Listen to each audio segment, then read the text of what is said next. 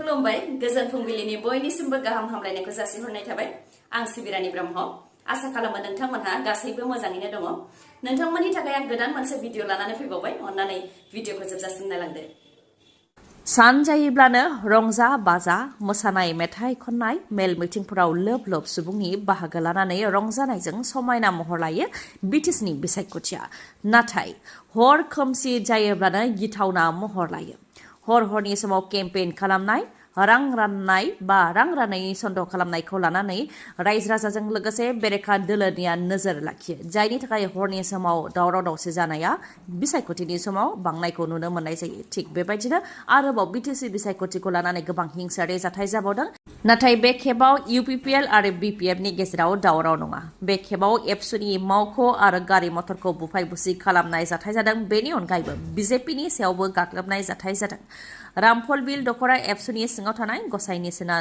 दालाइसा एबसुनि मावख'खौ बुफायनायजों लोगोसे गारिनि ग्लासखौ सिफायदों आरो एबसुनि मावथियाबो जोखोम जानो गोनां जादों BPF दोलोनि मावथिफोरानो बेबायदिखौ खालामदों होननानै फोरमायथिबाय एबसुनिफ्राय आरो बे जाथायखौ लानानै सोंखारियो दुलाराय बर' फरायसा आफादनिफ्राय सुबुं खुंथायाव भट होनो आरो मदद होनो मोन्थाय दं बे लेखायै एबसुआ UPPL खौ मदद होनानै हाबा मावबोदों आरो एबसुआ राजखान्थियाव बबेबा दोलोखौ मदद होनानै खामानि मावनाया बे गिबि खेब नङा एबसुआ सिगांनिफ्रायनो गुबुन गुबुन दोलोखौ मदद होबोदों आरो देरहा होबोदों होननानै फोरमायथियो बेनि अनगायैबो गामि गामि एबसुआ हाबनो मोना होननानै पस्टार सिथाबदों आरो बे गनायथाव नङा होननानैबो बुंथियो आरो बेफोरनिफ्राय जाहाथे गोजानाव थायो बेनि थाखाय खावलायो जुदि गोजानाव थायाबा जोंबो माबा मोनसे खालामनो सिन्था खालामगोन होननानै बुंथियो दुलाराय बर' फरायसा आफादनिफ्राय ओजोंहाय दतमा बियाबनि सिङाव थानाय गंगार जावफ्लं गामियावबो हिंसायारि जाथाय BJPनि बिजाथि मनरन्जन ब्रह्मजों लोगोसे BJPनि मावथिफोरा बिसायख'थिनि फोसावदिं मेल खुंदोंमोन जेराव मनरन्जन ब्रह्मआ फैग्रोदोंमोन आरो बिथांमोननिनो गंस्नि गारिया उन जाबोदोंमोन बेयावनो गारिनि सायाव गाग्लोबदों UPPLनि सोद्रोमाफ्रानो गाग्लोबदों होननानै फोरमायथियो BJPनिफ्राय आरो बे जाथायखौ लानानै FIR होनाय जाबाय होननानैबो फोरमायथियो उदालगुरियावबो दुंहाव थासारि BJPनि गंब्रै इन'भा गारिखौ गाग्लोबदों फोसावदिं मेल खुंनो थांबाय थानाय समावनो लामा आवथेनानै गाग्लोबदों होननानै फोरमायथियो UPPL BPF आरो TMCनि सायाव फैदों बे गेदेर अजदा आरो बे जाथायखौ लानानै FIR होनाय जाबाय होननानैबो फोरमायथियो उदालगुरिनि न'ने सेरफां बियाबनि सिङाव थानाय टेंकि बस्तियाव जादों बे गाग्लोबनाय जाथाया BJPआ हाबनो मोना होननानै अन्थाइ लहा बायदिजों गारियाव गाग्लोबदों जायजों माखासे BJPनि मावथिफोराबो जोखोम जानो गोनां जादों होननानै फोरमायथियो BJP दोलोनि दैदेनगिरिफोरा बिटिसि बिसायख'थिया खुंजानो गेजेराव आरो माखासे हरल' आद्रा दंसै नाथाय बिसायख'थिनि सिगां जेंनायाव गोग्लैनो गोनां जाबाय प्रमद बर' बिथाङा नमिनेशननि एफिडेभिटआव बिसिनि मुङाव थानाय धोन सम्पथिखौ दोनखुमानायनि अजदखौ लानानै all Assam tribal students union Bodoland जनजाति सुरक्षा मन्चजों लोगोसे गुबुन गुबुन आफाद आरो राजखान्थि दोलोफोरनिफ्राय अजद होदों जेरै रायजो दलनिफ्रायबो अखिल गगै बिथांमोनहा तामुलपुर DC आरो इलेक्शन रिटार्निं अफिसारनिसिम कमप्लेन होबाय जुदि प्रमद बर'नि सायाव गोख्रों नायबिजिराबा गुवाहाटी हाइकर्टआवबो थांगोन होननानै बुंथिबाय अखिल गगैनि अनगायैबो हाग्रामा महिलारियाबो क'क्राझार आरो तामुलपुराव मोननै केस होगोन होननानै फोरमायथियो अखिल गगैया बेखौनो फोरमायथिदोंदि प्रमद बर'आ बिटिसिनि CM जानायनि उनाव 1 डिसेम्बर 2023 आरो 22 जानुवारि 2024 नि गेजेराव बिसिनि मुङाव मोनगु हा बायदों बेनि अनगायैबो रायजो दलआ नायबिजिरगासिनो दंबावो आरो दिल्लीयावबो प्रमद बर'निया गोबां सम्पति दङ गुवाहाटीयावबो गोबां सम्पति दं आरो गुवाहाटीयाव मोनसे TV चेनेल बायदों बेबायदि आसाम आरो बिटारनि गुबुन गुबुन जायगायाव प्रमद बर'निया धोन सम्पति थानायखौ मिथिनो मोन्दों होननानै फोरमायथियो अखिल गगैया दा बेफोर दोनखुमानायखौ लानानै तामुलपुर DC आरो इलेक्शन रिटार्निं अफिसारनोबो कमप्लेन होनाय जाबाय होननानै फोरमायथियो अखिल गगैया जुदि प्रमद बर'नि सायाव जेबो राहा लायाबा गुवाहाटी हाइकर्टसिमबो थांगोन होननानै फोरमायथियो लोगोसे प्रमद बर'आ एसेबां धोन सम्पति बबेनिफ्राय मोन्दों इनकाम खालामनायनि लामाया मा बेखौ नायनो थाखाय CM भिजिलेन्सनोबो बिबान होगोन जुदि CM भिजिलेन्सआबो मोजाङै नायबिजिराब्ला CBI खौबो नारसिनगोन गोनां जायोब्ला आन्दोलन खालामगोन होननानै बुंथिबाय अखिल गगैया लोगोसे फोरमायथिबावदों दि रिप्रेजेन्टेशन अफ द पिपल एक्ट 1951 नि बायदियै बिजाथिया नमिनेशननि एफिडेभिटआव मा धोन सम्पति दं गावनि आरो बिसि बा फिसायजों लोगोसे फिसा फिसौ जाय डिपेन्डेन्ट बिसोरनि मुङाव बेसेबां धोन सम्पति दं बेफोर गासैखौबो दिन्थिनो नांगौ। जुदि दोनखुमायोब्ला बिजाथिनि एफिडेभिटखौ नंखाय साननाय जायो आरो नमिनेशना केन्सेल जायो। नाथाय जुदि नमिनेशना केन्सेल जायालासे इलेक्शन गेलेनानै देरहायोब्लाबो उनाव हाइ कर्टनि बायदियै बोख्लायफिननो हायो आरो थगायनायनि दायाव बा दोनखुमानायनि दायाव रिप्रेजेन्टेशन अफ द पिपल एक्ट 1951 नि बायदियै नमिनेशन केन्सेल जानायजों लोगोसे 6 दानसिम जेलनि साजा नङाब्ला जुरिमाना होनांगौ आरो जेल आरो जुरिमाना मोन्नैबो जानोबो हागौ होननानै फोरमायथियो अखिल गगैआ। हाग्रामा महिलारि बिथाङाबो प्रमद बर'नि बिसिनि मुङाव थानाय धोन सम्पतिखौ दोनखुमानायखौ लानानै क'क्राझार आरो तामुलपुर मोन्नैयावबो केस होगोन होननानै फोरमायथियो। दिनैनि सानावनो केस होगोन होननानै फोरमायथियो बिथाङा।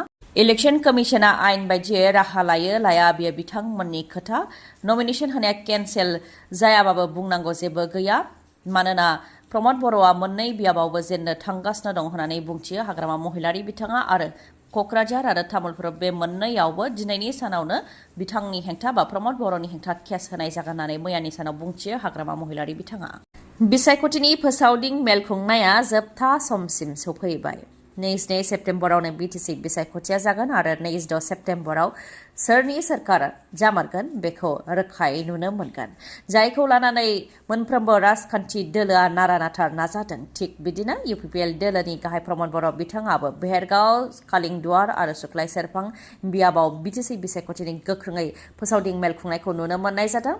40 बोसोरनि उनाव गिबि खेबनि थाखाय बे 5 बोसोराव गोजोनै उन्दुनो हादों, गोजोनै जानो हादों होननानै बुंथिबाय प्रमद बर' बिथाङा। जायनि थाखाय UPPL सोरखारनि सायाव रायजो राजाफ्रा फोथायनाय लाखिदों आरो बे 5 बोसोराव रायजो राजाया जि हास्थायदों बेखौनो मोननो हादों। गोजोनखौ हास्थायदोंब्ला गोजोनखौ मोनदों, रैखाथिखौ नांगौ होनोबा रैखाथिखौ मोननो हादों होननानैबो बुंथियो प्रमद बर' बिथाङा। गाव गावनि हारिनि नीति संस्कृति राव हारिमुखौ मोजाङै लाखिनो हादों होननानैबो फोरमायथियो आरो जौगानाया गोबां जायगायावनो जादों। मोनफ्रोमबो खामानिखौ मोजाङै डिजाइन खालामनानै मावदों।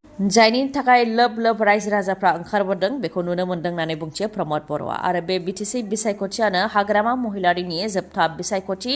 उननि बिसायख'थिफोराव हाग्रामा महिलारिखौ नुनो मोननाय नंला होननानै बुंथियो प्रमद बर' बिथाङा फोरमायथियो दि सुख्लाय सेरफाङाव UPPLनिया 8,000 नखर दङ। बेखौ नायोब्ला 24,000 भटार दङ। बेनिखायनो 25 निफ्राय 27,000 भट मोननानै UPPLआ देरहागोन होननानै दाबि खालामो प्रमद बर' बिथाङा। ओजोंहाय बिआर फेरेंगा बिथाङाबो बावखुंग्रि बियाबाव बिसायख'थिनि फोसावदिं मेल खुंदों। गला गला हाबनानै गलादारफोरखौ लोगो हमहैनाय आरो भट बिनायखौ नुनो मोननाय जादों बिआर फेरेंगा बिथांखौ।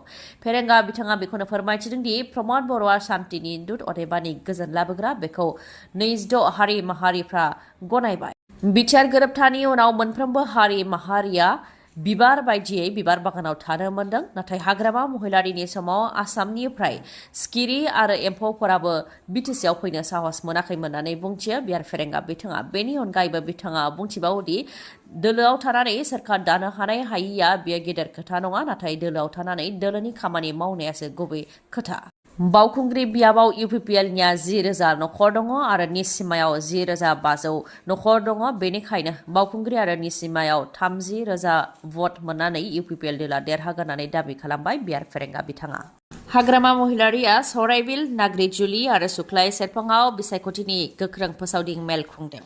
प्रमद बर'आ थांनाय बिटिसि बिसायख'थिनि समाव रायजो राजानो मा रादाय होदोंमोन आरो बेफोर रादायफोरखौ मावफुंनो हादोंना हायाखै बेखौ लानानै गोख्रों फोसावदिं मेल खुंदों BPF दोलोनिफ्राय।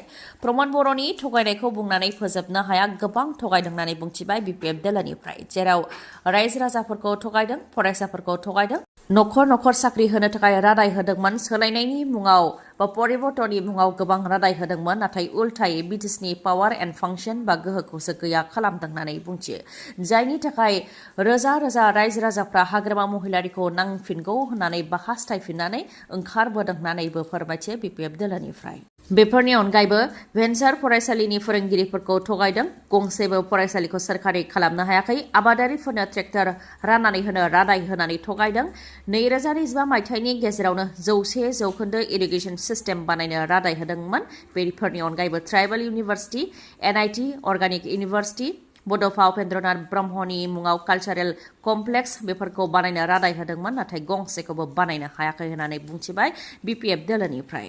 लोगोसेनो अन्थाइ देनानै जाग्रा, जौ फाननानै जाग्रा, मैगं-थाइगं, ना फाननानै जाग्रा आरो थेला रिक्सा बोग्राफोरनोबो बेफार फालांगि खालामनो थाखाय 2 लाख राङै होनो प्रमद बर'आ रादाय होदोंमोन। नाथाय बेफोरखौबो लाखिनो हायासै होननानै गाग्लोबबाय BPF दोलोनिफ्राय। दुलाराय बर' हारिमु आफादनि बारग' आफादगिरि आरो बोसोनगिरि जगेश्वर ब्रह्म बिथाङाबो BPF दोलोखौ मदद होनानै BPF दोलोखौ भट होनो थाखाय खावलायो। गामि ओनसोलाव BTC बा BTR खौ लानानै गावस्रा-गावस्रि जादों। जुदि जों गोख्रों सोरखार दानो हायाब्ला इयुन जोलैनि थाखाय खैफोद जागोन होननानै बुंथियो बिथाङा। जेरावनाखि प्रमद बर'आ MLA, MP, MCLA बा EM चिफ जानो थाखाय आन्दोलन खालामाखै होननानै थगायदोंमोन। नाथाय गादिनि थाखाय बिथाङा दा बेसेबां नांथाबदों बेखौ नुनो मोननाय जादों।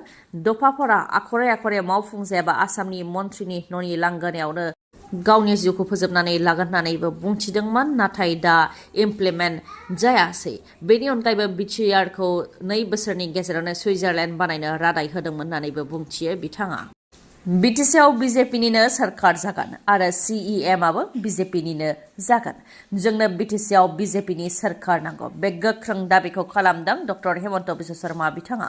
मैयानि सानाव डक्टर हेमन्त बिश्व शर्मा बिथाङा बाक्सा, तामुलपुर आरो अदालगुरियाव गासै 4 पाब्लिक मिटिं खुंदों। बिसायख'थिनि फोसावदिं मेल खुंनाया जोबथा समसिम सौफैबाय। दिनै आरो गाबोन साननैनि उनावनो फोसावदिं मेल खुंनो हानाय नंला। जोबथा समाव जाय जेरै हागौ एरै बिसायख'थिनि फोसावदिं मेल खुंदों दैदेनगिरिफ्रा। थिग बेबायदिनो गिबि मन्थ्रि बिथाङाबो मैयानि सानावनो बाक्सा, तामुलपुर आरो अदालगुरि जिल्लायाव गासै 4 सुबुं गौमा लादों। जेराव BJPनि गुबै थांखिखौ फोरमायथिबाय गिबि मन्थ्रि बिथाङा। सिगांनि समाव BTCनि CEMआ सोर जागोन बेनि सोमोन्दै जेबो बुङाखैमोन गिबि मन्थ्रि बिथाङा। नाथाय मैया खुगा बेखेवदों आरो BJPनि थांखिया दि BTC दखल खालामनाय बेखौ फोरमायथिदों बिथाङा। गिबि मन्थ्रि बिथाङा बुंथिदों दि एसेबां सान आं बुङाखैमोन, दिनै आं बुंबाय। सोरखारा BJPनि जागोन, CEMआबो BJPनि जागोन। जोंनो BJPनि सोरखार नांगौ आरो एबारनो गेदेर खाबु सोरखार दानायनि। नाथाय बेयो जुदि आखाइनिफ्राय ओंखारलाङोब्ला उननि समाव सोरखार दानाया गोब्राब जागोन। बे खोथाखौ फोरमायथिबाय गिबि मन्थ्रि बिथाङा। BTCआव जाख्ल'नाय जानायखौ गुबै आयदा खालामनानैबो बिसायख'थिनि फोसावदिं मेल खुङो बिथाङा बुंथियो दि आसामाव जुदि रां होआलासे साख्रि होनो हायोबा बा मोननो हायोब्ला BTCआव मानो मोजाङै साख्रि होनो हाया। बिटिआरआव जों रां हरो नाथाय बिथांखि गैया। जोंनि रांखौ जोंनि सुबुंफोरा मोना। जोंनो भट होआलासे जायखिजाया दोलोनो भटखौ होयोब्ला एन्जरा बांगोन। जोंनि सोरखार फैयोब्ला VCDCआ सोलिनाय नङा। बिसायख'थि खुंगोन। मोनानि समाव VCDC जानायखौ जोंनो नाङा होननानै बुंथियो गिबि मन्थ्रि डक्टर हेमन्त बिश्व शर्मा बिथाङा। दिनैनि भिडिअआ एसेनोसै। गाबोन आरो गोदान भिडिअजों लोगो मोनफिनबावगोन। नोंथाङा दासिमबो आंनि चेनेलखौ साबस्क्राइब खालामाखैबा अन्नानै साबस्क्राइब खालामदो। लोगोसे लाइक, कमेन्ट आरो शेयार खालामनो दाबाव। गोजोन्थों।